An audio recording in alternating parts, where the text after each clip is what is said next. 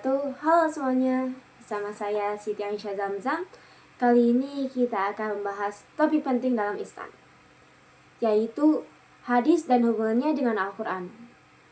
Sebelum kita membahas hubungannya, kita pahami dulu pengertian dari Al-Quran dan hadis. Al-Quran adalah kitab suci umat Islam yang merupakan wahyu Allah SWT yang diturunkan kepada Nabi Muhammad SAW melalui perantara malaikat Jibril. Al-Quran menjadi pedoman bagi umat Islam. Al-Quran menjadi sumber hukum Islam yang pertama. Sedangkan hadis adalah segala sesuatu yang bersumber dari Nabi Muhammad SAW yang berupa perkataan atau perucapan, tindakan, perbuatan, ketetapan, atau sifat-sifat beliau.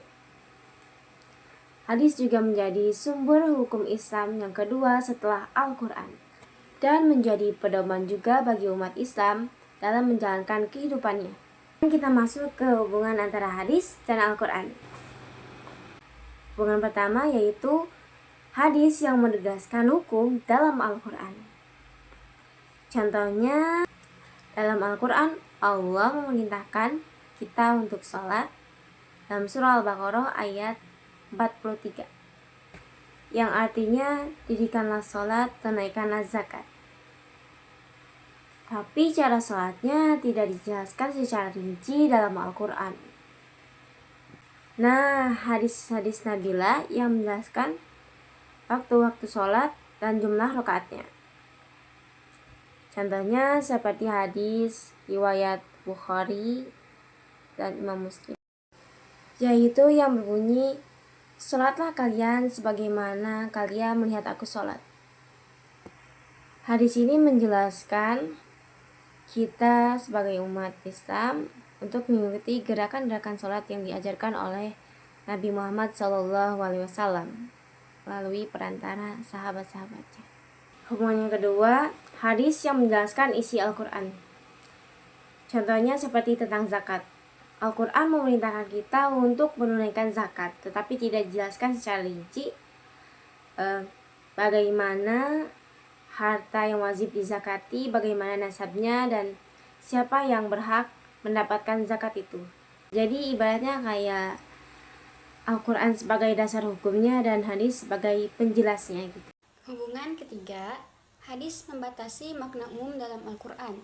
Contohnya, dalam Quran surah Al-Maidah ayat 38 disebutkan yang artinya potonglah tangan pencuri.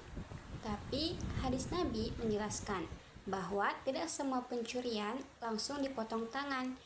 Ada batas minimal nilai barang yang dicuri dan syarat-syarat lainnya. Jadi, hadis membatasi hukum yang umum dalam ayat tersebut. Hubungan yang keempat, hadis menetapkan hukum baru. Beberapa hukum tidak disebut langsung dalam Al-Quran, tapi dijelaskan oleh hadis.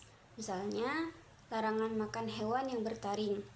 Ini menunjukkan bahwa hadis bisa menetapkan hukum terhadap masalah yang belum dijelaskan di dalam Al-Quran.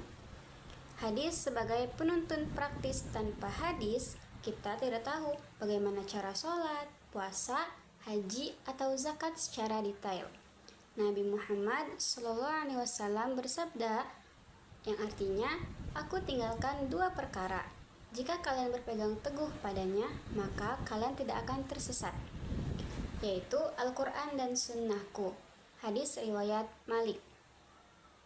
Dari sini bisa disimpulkan bahwasannya hadis dan Al-Quran adalah dua sumber utama dalam Islam yang saling melengkapi.